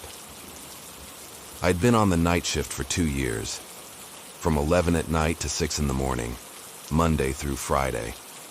The station broadcasted recorded programming during the early hours, blocks of music and podcasts that played automatically from a server housed in a metal rack behind my chair that produced a constant heat that was pleasant in winter and became an oven in summer, making the booth feel like the inside of an engine. My job was to oversee that the signal remained stable, that there were no cuts or interference, that the audio levels were within the established parameters, and that the transmission equipment worked smoothly. In practice, that meant spending 7 hours sitting in front of a mixing board, watching how the audio waves moved on the monitors with the regularity of an electrocardiogram. From time to time, I adjusted a level, restarted a process that had crashed, checked the output signal power, or monitored the rack temperature to make sure it was not overheating. The rest of the time was mine. I read, studied, looked at my phone, or simply listened to the programming through the booth speakers, while the building slept around me with that thick silence of places that are made to be full of people, and that at night are left empty like abandoned shells on a beach that no one visits. My partner from the previous shift was a guy named Daniel, who had been at the station since it was founded over 30 years ago. Daniel was a man of few words and many quirks, with his hands always stained with ink from the markers he used to label the cables, and a collection of coffee mugs scattered around the booth that no one dared to throw away because each one had its place and its history. He knew every cable, every circuit, every peculiarity of the equipment like someone who knows the scars on their own body. He had taught me everything he knew during my first weeks and had warned me about the usual problems. The main transmitter overheated in summer, and the rack temperature had to be monitored every hour. The roof antenna picked up interference when there were thunderstorms, and the power had to be adjusted to compensate. The server software crashed every few weeks and had to be manually restarted following a specific sequence of steps that Daniel had written on a piece of paper taped next to the rack. Normal, technical, predictable things. Problems that had a cause and a solution.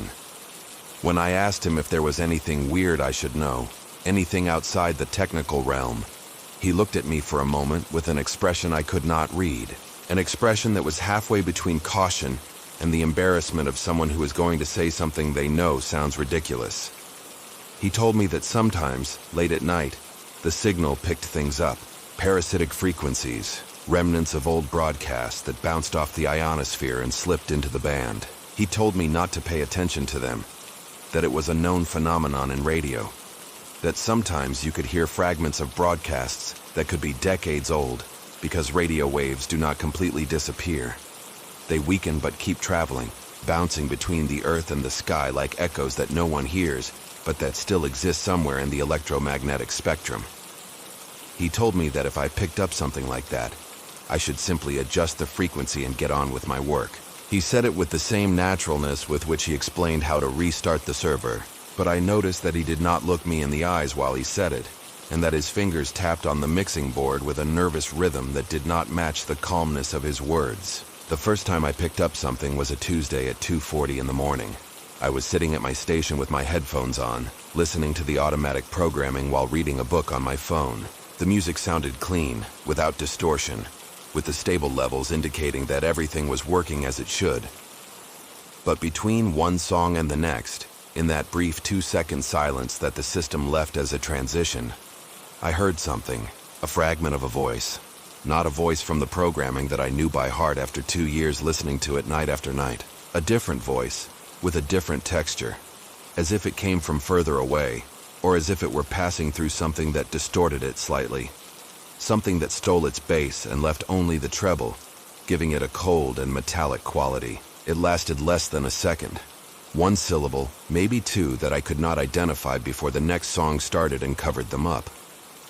I looked at the audio monitors. The signal waves showed an irregular spike right at the moment of the transition. a brief anomaly that appeared and disappeared like a heartbeat out of rhythm. I logged it as minor interference in the incident notebook we kept next to the mixing board and went on with my shift without giving it another thought. The second time was on Thursday of that same week, around the same time between 2 and 3 in the morning. This time the voice was longer, 3 or 4 words that slipped into a break in the programming with a clarity that made me look up from my phone and look at the monitors as a reflex. The waves showed another anomaly, more pronounced than the first, with a pattern that did not look like random interference. Interferences produce noise, static, frequencies without shape or structure. What the monitors showed was a wave with modulation, with the characteristic shape of a human voice speaking on a specific and directed frequency. Someone was broadcasting on a frequency close to ours, and their signal was leaking into our spectrum. It was not uncommon.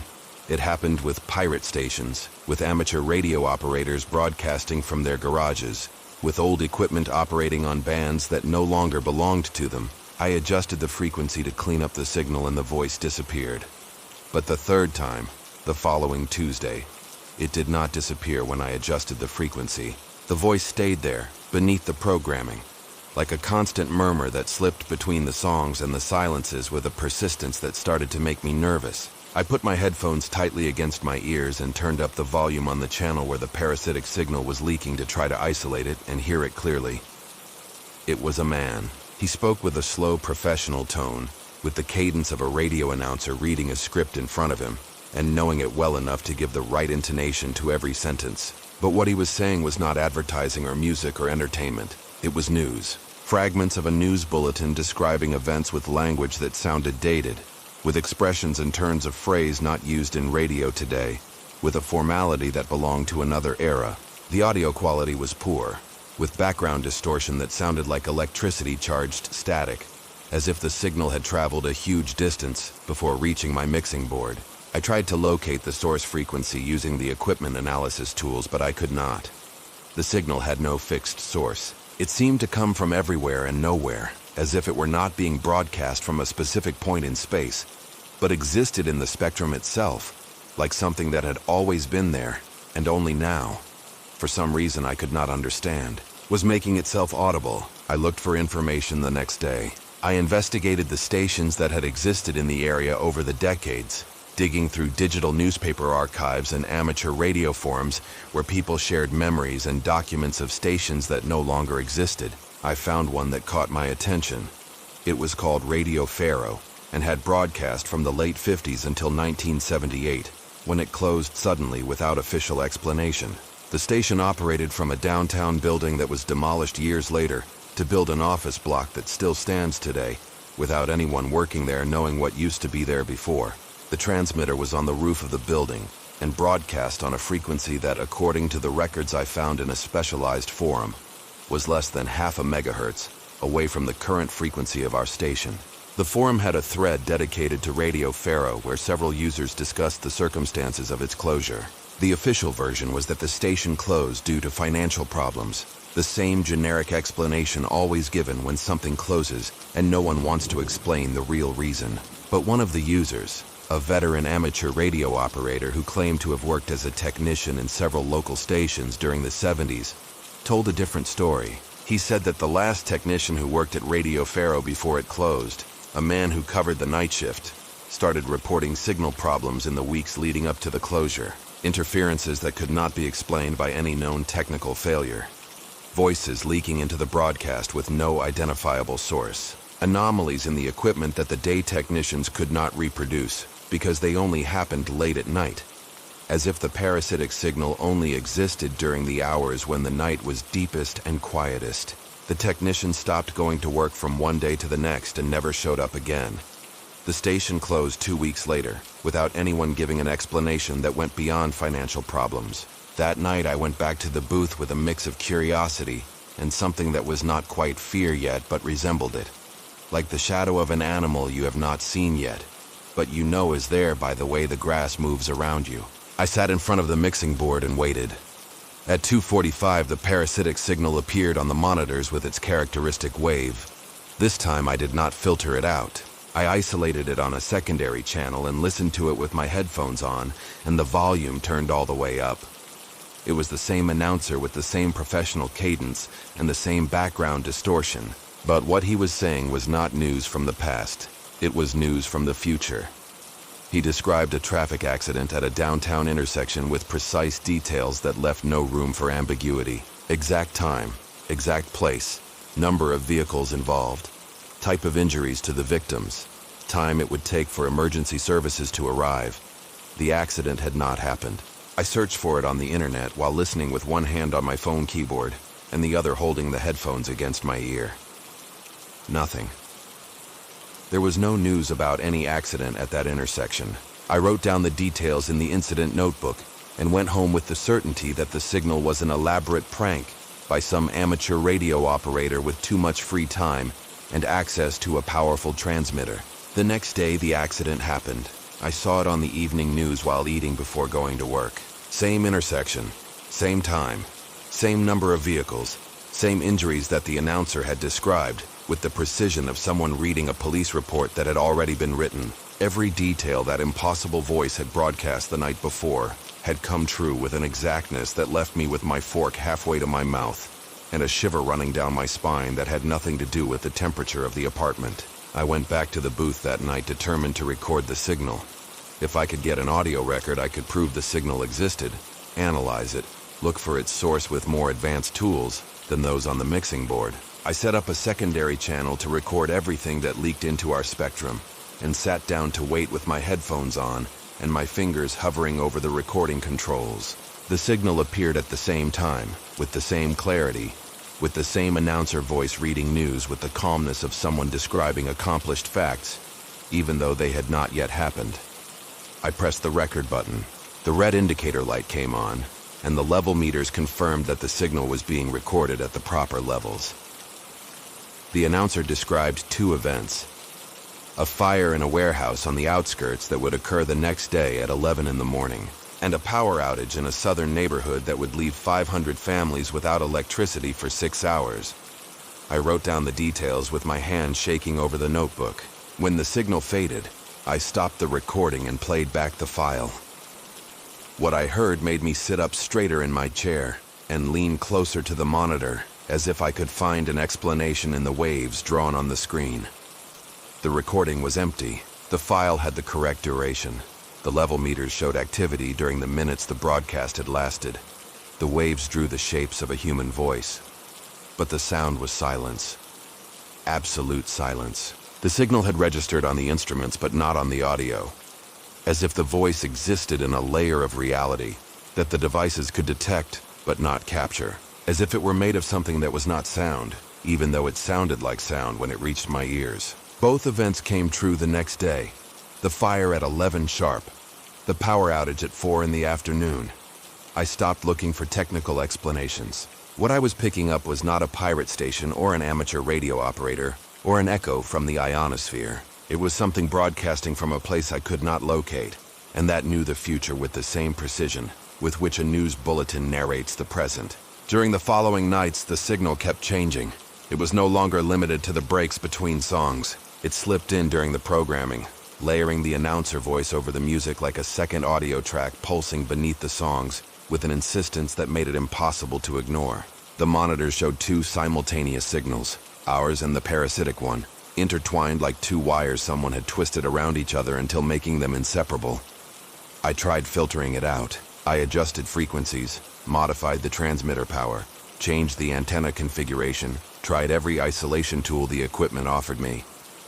Nothing worked. The signal adapted to every change I made as if it were alive, as if it had the ability to observe my moves and dodge them before they took effect. And every night it grew stronger, clearer, more present in the booth speakers, as if it were approaching from a distant place, and the distance between that place and my mixing board shrank with every passing night. One night the signal stopped broadcasting news. The announcer stopped halfway through a sentence about a partial collapse in a building under construction and remained silent for 10 seconds that felt like an eternity in the darkness of the soundproof booth. Then, he said my name. He said it with the same professional cadence with which he read the news, as if my name were just another headline, a piece of information that was part of the script in front of him and that he had been waiting to read from the very beginning. He said he knew I was listening.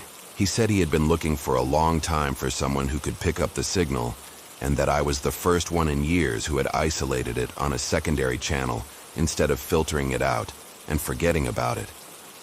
He said that meant something, that not everyone can hear what comes from where he was broadcasting, that it took a specific kind of ear, a sensitivity that most people do not have, and that the few who do usually ignore because hearing what should not be heard is a talent no one wants to have. I took off my headphones and left them on the table with a sudden gesture that made the cable coil up on itself. My heart was pounding against my ribs with a force I could feel in my fingertips and my temples. I got up from the chair and backed away from the mixing board as if the controls could bite me. The booth speakers were off. The headphones were on the table, disconnected from my ears. There was no active device that could play sound at that moment, but the voice kept talking. It came out of the turned-off speakers, out of the monitors, out of the acoustic foam panels on the walls, out of the very air of the soundproof booth, as if the walls that were designed to absorb sound and keep the outside away were now emitting it from within. The voice called me by my name again and told me not to leave. That what he was going to tell me was important. That the next news story was about me. I did not stay to listen. I left the booth and pulled the door shut hard behind me. The hallway was silent, lit by the fluorescent lights humming with their usual frequency, a sound that in that moment seemed like the most comforting thing in the world because it was real, explainable, produced by a gas inside a glass tube, and not by something that had no source or origin or possible explanation. I stood in the hallway for 5 minutes with my back against the wall and my hands shaking at my sides, listening. Through the closed door of the booth, nothing could be heard. The silence was total, muffled by the soundproofing. I slowly opened the door again, poking my head in with the caution of someone looking behind a curtain expecting to find something they do not want to see. The booth was exactly as I had left it. The monitors showed the waves of the automatic programming with their regular and predictable shapes. The headphones were on the table. The speakers were still off. Everything seemed normal. Everything seemed safe. Everything seemed to be exactly what it should be. But on the screen of the secondary channel, the channel where I had isolated the parasitic signal, there was an active wave. A wave pulsing with a slow and regular rhythm that looked like breathing. The signal was still there. It had not left. It was just waiting for me to sit back down and put my headphones on. I told Daniel what was happening. He listened without interrupting me, sitting in the booth chair with his arms crossed and his gaze fixed on the mixing board, as if he were seeing something in the lights and controls that I could not see, something only someone who has spent 30 years in that room could recognize. When I finished, he stayed quiet for a long time, so long that I started to think he was not going to answer me. Then he told me that the last technician who worked at Radio Faro before it closed was named Hernan. That Daniel had known him, because they both worked in the same guild of radio technicians, and sometimes crossed paths at industry events and professional association meetings. He told me that Hernan was a good technician, methodical, calm, the kind of person who does not get scared easily, and who solves problems with a cool head and steady hands. But that in the final weeks before disappearing, he had changed. He did not sleep. He did not eat well.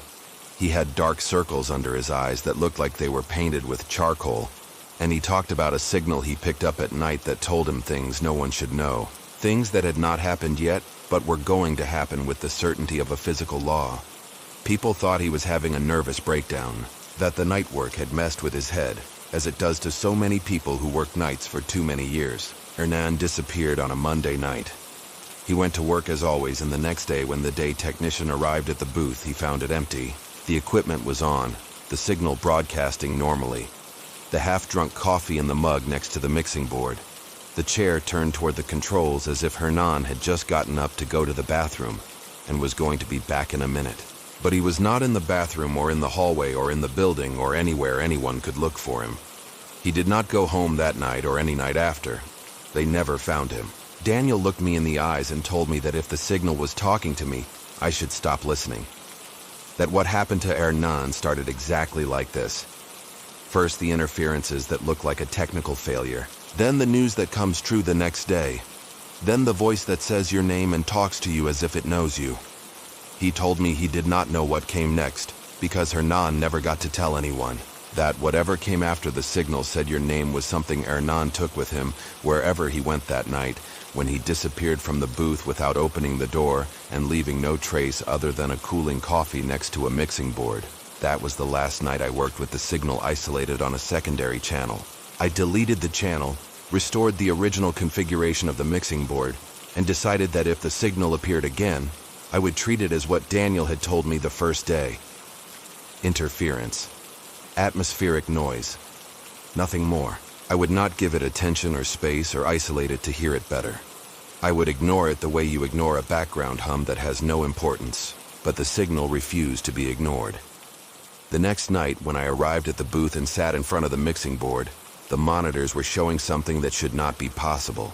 The automatic programming was still broadcasting normally on the main channel, but on all the other channels, all 16 channels of the mixing board, the same wave pulsed with the same slow and breathing rhythm I had seen on the secondary channel.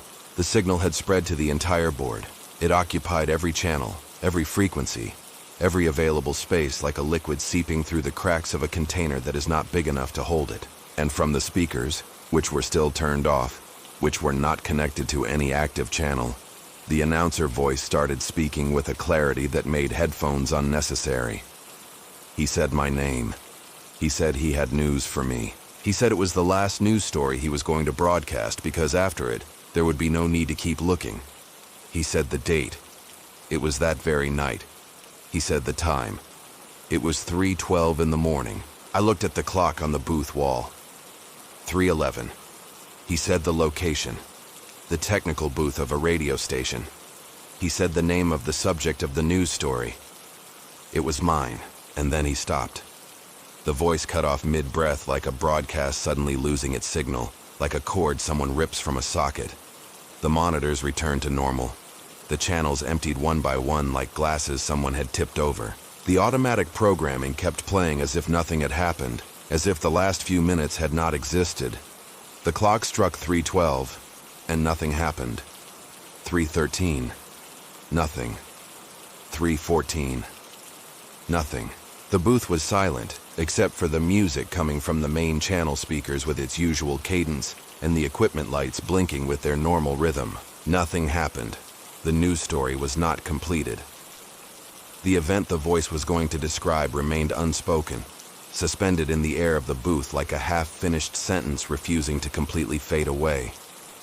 I should feel relief. I should think the signal ran out of power, that it lost its strength, that whatever was broadcasting from the other side of the spectrum shut down the way all stations shut down when they run out of energy to keep transmitting. But I do not think it shut down. I think it stopped on purpose. I think it left the news story unfinished because an incomplete news story is worse than a complete one.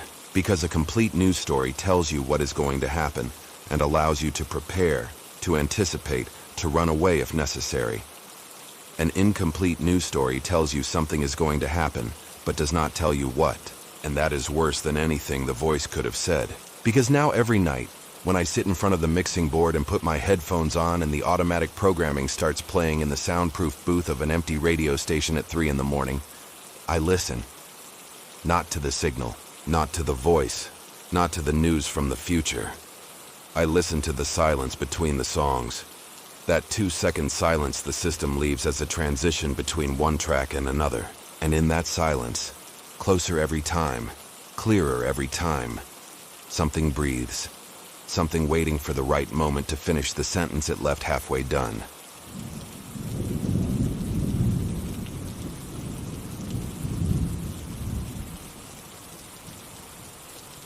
No one thinks about what happens inside a supermarket when it closes. People walk in during the day, fill their carts, pay and leave.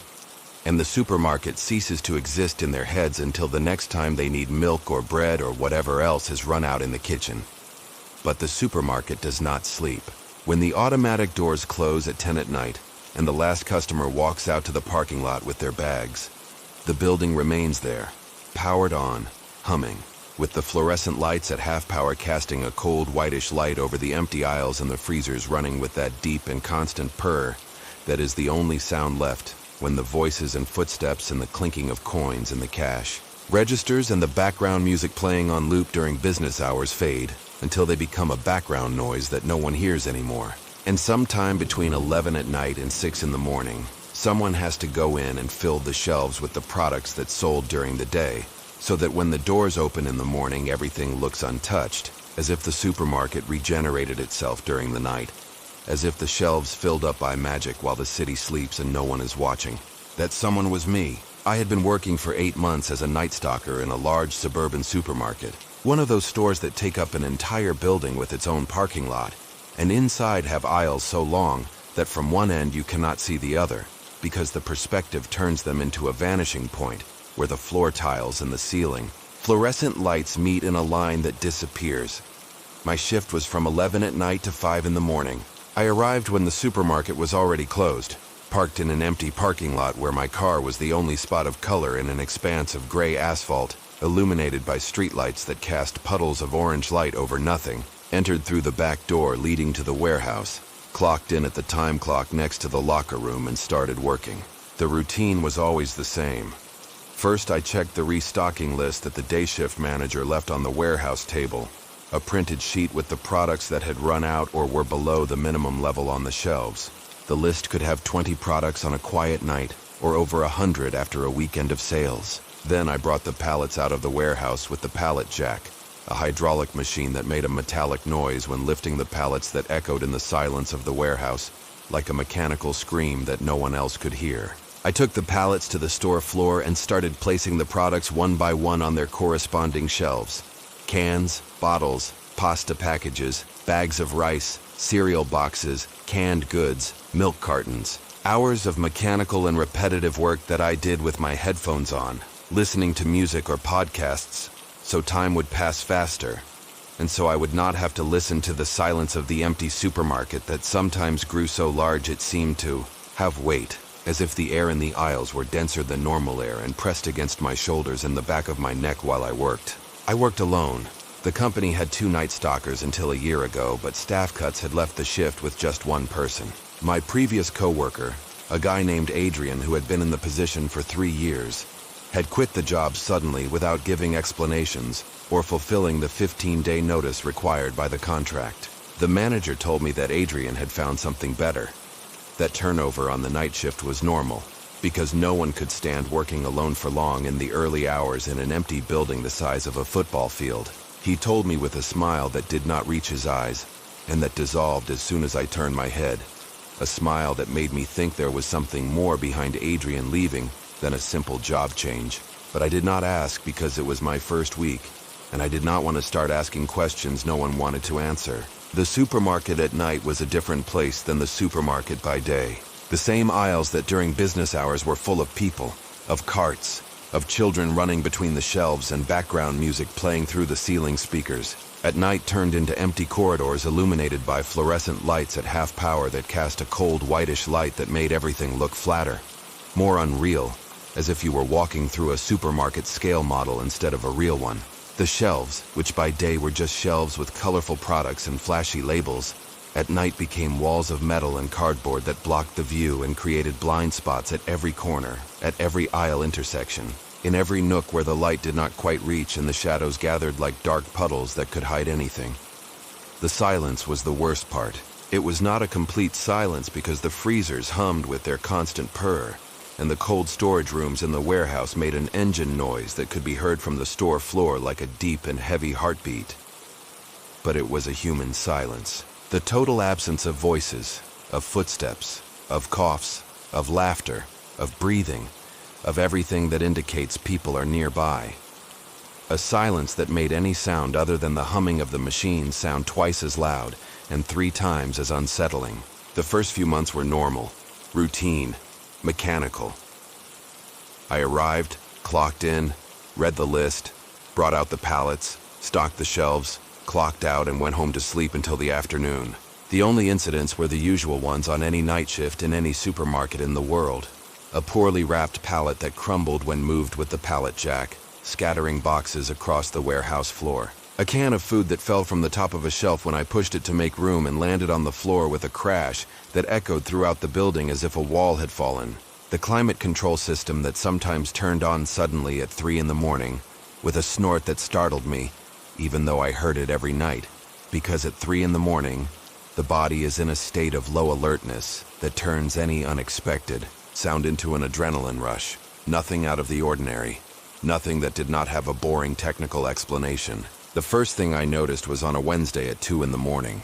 I was stocking the canned goods aisle, placing cans of tomatoes on the bottom shelf with that repetitive motion of grabbing the can from the pallet, turning around, placing it on the shelf, turning around again, which after 8 months I did without thinking, like a flesh and blood automaton.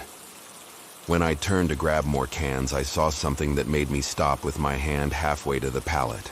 In the next aisle, the cleaning supplies aisle, visible through the gap between the shelves and the ceiling, there was a bottle of bleach on the floor. It was standing up, not lying down, placed in the exact center of the aisle as if someone had put it there on purpose, using some kind of measurement to find the midpoint. It was not a bottle that had fallen off the shelf, because if it had fallen it would be lying down or would have rolled until hitting the opposite shelf. It was standing perfectly vertical in the middle of the aisle, like a small monument to something I could not understand.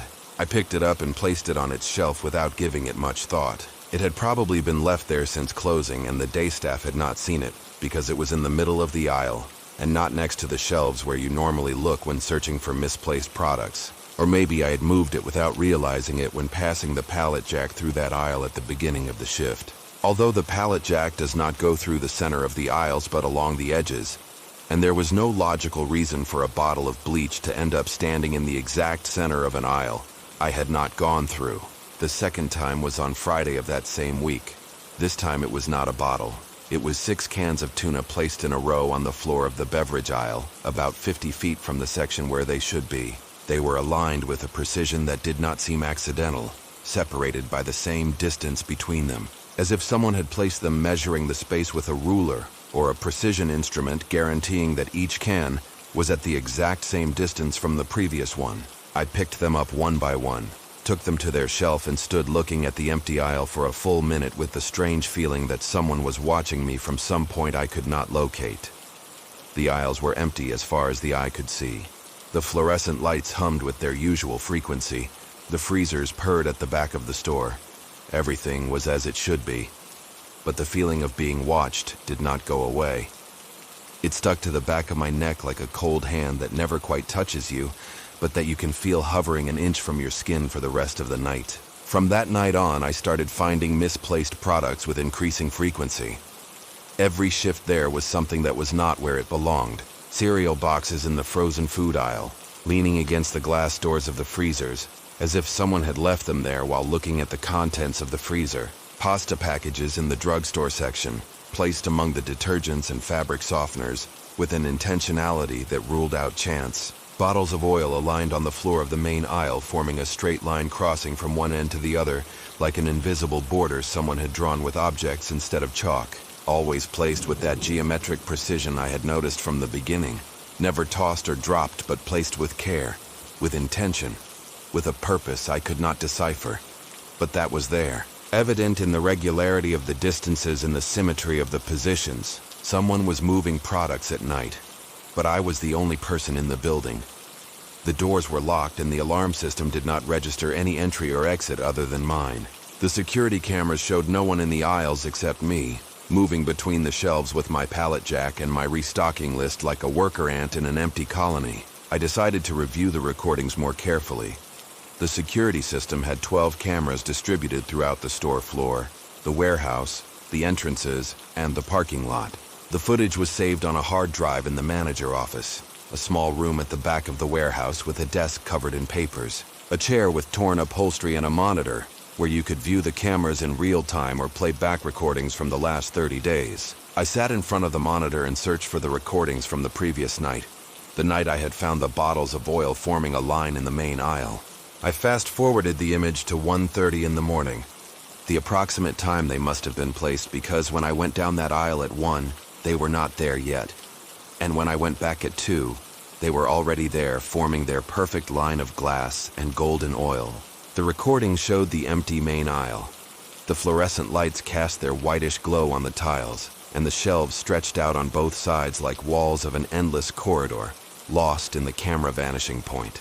At 1:37, something changed in the image. It was not a sudden movement or a figure crossing the field of view. It was a change in the image quality, as if the camera had lost focus for a fraction of a second, or as if the air in the aisle had become denser for an instant, distorting the light reaching the sensor. And when the image stabilized, the bottles were there, on the floor, in a row, perfectly aligned. I did not see them arrive. I did not see anyone place them. I saw no hands or arms or body or shadow. One frame the aisle was empty, and the next the bottles were aligned on the floor as if they had always been there, as if they had been part of the original design of the supermarket. I rewound the recording and played it at slow speed, frame by frame. The result was the same. One frame with no bottles and the next with bottles, as if they had appeared out of thin air, as if someone had placed them in the space between one frame and another. In that invisible fraction of a second, the camera cannot capture because not even time seems to exist between one instant and the next. I asked the manager, a man named Thomas who had been at the supermarket for 15 years and knew every corner of the building like someone knows the rooms of their own house, if they had ever had problems with intruders at night. He said no, that the alarm system was reliable and had never gone off outside of business hours since he could remember. I asked him about Adrian, the previous night stalker. Tomas changed his expression. The professional smile he always wore dissolved for a second, and underneath appeared something that looked like the exhaustion of someone who has had to answer the same question too many times and finds it increasingly difficult to maintain the official version.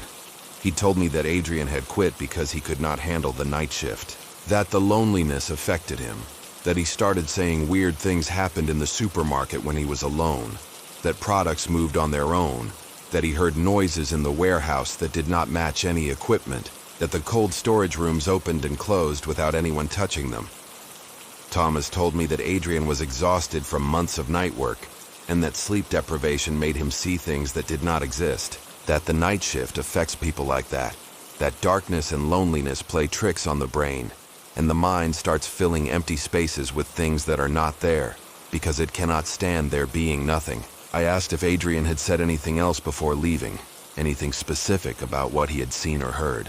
Thomas stayed quiet for a moment, organizing some papers on his desk with movements that seemed more like a nervous tic than a real task, as if his hands needed to do something while his head decided how much to tell me. Then he told me that the last night Adrian worked, the night before he resigned, they found him sitting on the warehouse floor at 6 in the morning when the first shift arrived. He was in the corner farthest from the door, with his back against the concrete wall and his knees pulled to his chest, and his arms wrapping his legs like a child protecting himself from something he cannot see but knows is there. He was looking toward cold storage room number 3, the one at the back of the warehouse, with an expression the security guard who found him described as that of someone who has seen something they should not have seen and cannot unsee it even if they close their eyes. Adrian refused to explain what had happened. He did not say a word. He got up from the floor, took off his work vest, left it on a pallet and walked out of the warehouse without looking back. He submitted his resignation over the phone that same morning and never set foot in the supermarket again.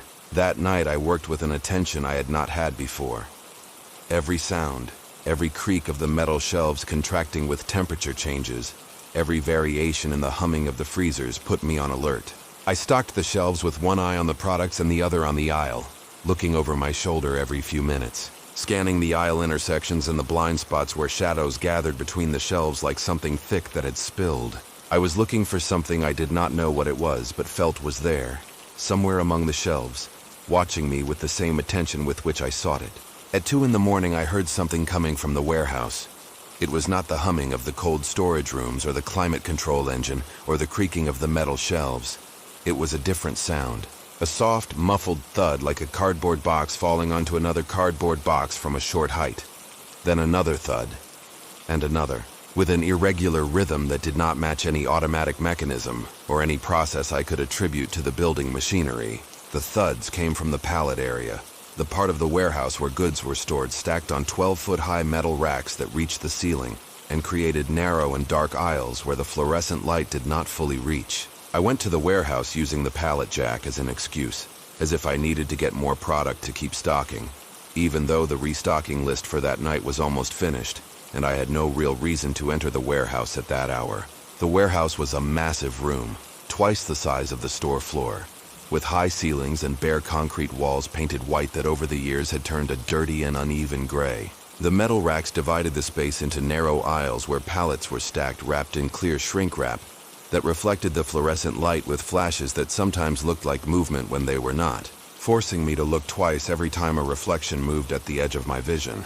At the back of the warehouse were the 3 cold storage rooms, thick steel doors with safety handles and frosted glass windows that did not let you see inside, but only a diffuse and milky light that could be the pilot light of the room, or could be anything else. Cold storage room number 3, the one Adrian was looking at the night they found him on the floor, was at the very end, in the corner farthest from the warehouse door, at the point where the fluorescent light was weakest and shadows gathered among the pallets like puddles of something darker than normal darkness. The thuds had stopped when I entered the warehouse. The silence was absolute, except for the purring of the cold storage rooms vibrating in the walls and the concrete floor, like the pulse of an enormous animal sleeping beneath the building. I walked between the pallet racks looking both ways, searching for a fallen box, a crumbled pallet, anything that would explain the thuds I had heard from the store floor.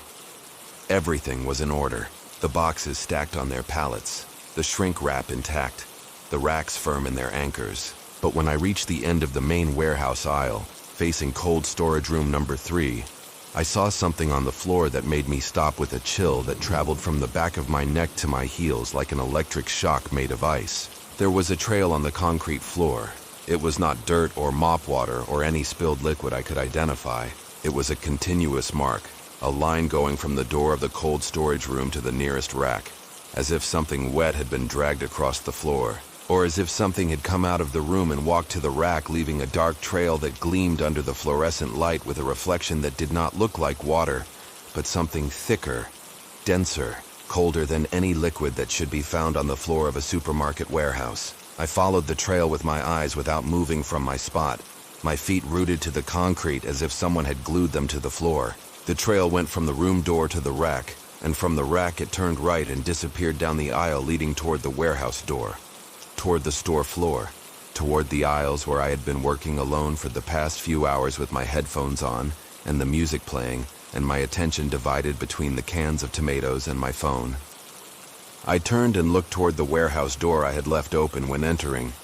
The aisle between the pallets stretched straight to the door, illuminated by the fluorescent lights with their cold whitish glow, making the shrink wrap on the pallets shine like wet skin. The trail on the floor advanced down the middle of the aisle, straight, continuous, without deviations, like the footprint of something that knew exactly where it was going and did not need to stop to think about the path. And right at the edge of the doorway leading to the store floor, the trail stopped.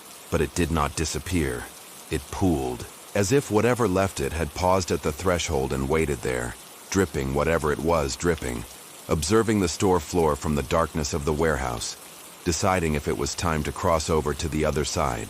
I approached cold storage room number 3. The steel door was closed, but the safety handle was not in its locked position. It was turned downward, in the position indicating that the door has been opened and not closed again, with the safety mechanism preventing it from opening from the inside. I put my hand on the handle. The metal was so cold it burned my fingers as if it were red hot, but in reverse. A cold that pierced the skin and reached the bone in a fraction of a second, and did not feel like the normal cold of a metal surface in a refrigerated warehouse. It was a damp and organic cold, like touching the skin of something that has been dead for a long time. The frosted glass window did not let me see inside. Only a diffuse light pulsing with a slow rhythm that could be the blinking pilot light of the room, or could be something else I did not want to identify. I pulled the handle and opened the door an inch. Just an inch. Enough for the air inside to escape through the crack like a long and held breath that had been waiting a long time to be released. The air that came out was colder than the normal air of a cold storage room. It was a cold that did not smell of stored food or plastic or cardboard packaging. It smelled of something organic, of something damp and old, like wet earth mixed with something sweet I could not identify, but that turned my stomach with a nausea rising from my abdomen to my throat, making me swallow twice before I could breathe normally. I closed the door. I did not open it further. I did not look inside. Something in that smell, in that cold, that was not the cold of a machine, but the cold of something that is cold inside, by nature, by condition, told me I should not open that door. That whatever had come out of there and left a wet trail to the store floor was not something I wanted to encounter face to face in an empty warehouse at 2 in the morning. I closed the safety handle with a firm twist that made a metallic click echoing in the silence of the warehouse like a gunshot, and backed away without taking my eyes off the steel door until my back hit the pallet rack behind me. I returned to the store floor. The aisles were empty. The products were on their shelves. Everything seemed normal. Everything seemed to be exactly as I had left it before entering the warehouse. But the trail on the warehouse floor had told me something I could not ignore no matter how much I wanted to. Whatever was moving the products at night was not doing it from the aisles. It was doing it from the warehouse. It came out of cold storage room number 3 when the supermarket was empty, crossed the warehouse, went through the door connecting to the store floor, and roamed the aisles moving things with that geometric precision I had been finding for weeks. And then it went back. It went back to the warehouse, to the cold storage room, to that space that should contain only metal racks and boxes of frozen product, but contained something else, something leaving a wet and dark trail on the concrete floor and smelling of earth and time, and something sweet that should not exist inside an industrial cold storage room. I did not finish the shift that night. I left the pallet jack where it was, clocked out with hands so cold I could barely swipe my card through the reader, and walked out to the parking lot without looking back, without locking the back door, without turning off the warehouse lights, without doing any of the things I should have done at the end of the shift, because all I wanted was to put distance between myself and that building. I drove home with the windows rolled down despite the cold night because the smell of the cold storage room had stuck to my clothes and my hair and my skin as if it had followed me to the car and sat in the passenger seat with the patience of someone who knows they no longer need to hide. I have not been to work for 3 days. Thomas has called me twice asking when I'm going back and if I am okay and if I need anything. I have not answered him. I do not know what to tell him. I do not know how to explain that there is something living inside cold storage room number 3 of his supermarket that comes out at night when the building is empty and roams the aisles moving products with the precision of someone who knows. Every shelf, every aisle, every corner of the supermarket as only someone who has spent a lot of time inside would know it. Someone like Adrian. Someone who maybe did not find a better job. Someone who maybe did not go anywhere but stayed, trapped behind a steel door with a safety handle that can be opened from the outside but not from the inside. And every night at 2 in the morning, I wake up in my bed to a smell slipping under my bedroom door like the breath of something that has learned how to leave the supermarket. A smell of cold and damp earth and something sweet that should not exist outside that cold storage room, but is here, in my house, in my hallway, a little stronger every night, a little closer every night, as if whatever left that trail on the warehouse floor had followed the same path I took when I ran out to the parking lot without looking back. And every night I wonder if I left the safety handle securely locked, or if in my rush to leave I left it turned downward, in the position allowing the door to be opened from the inside.